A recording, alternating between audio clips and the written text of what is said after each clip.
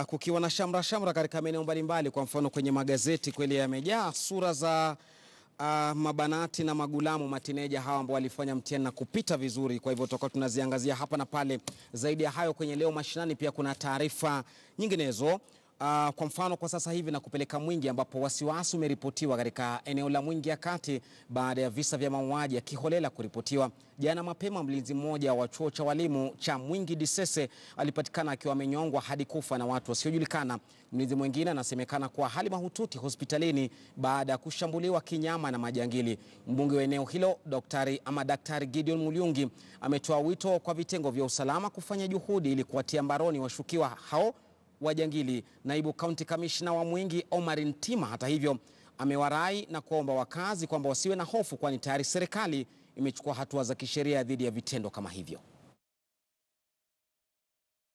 Sio kawaida wakamba wetu kukaa na hiyo tabia ya kuua wengine.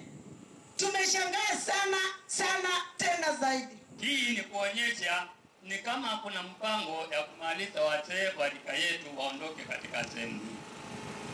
Na bwana DCC, tunachangaa sana ni nini inaendelea, kwa maana hata wacha tukulilie security tunaona imeenda chini sana, kwa maana hatuna ulinzi wowote. Hii Mwingi ni kubwa, lakini shida imetokea tu hapo. Na kuna list ambayo tumepatiwa wale ambao wameonekana na wale hawajakufa.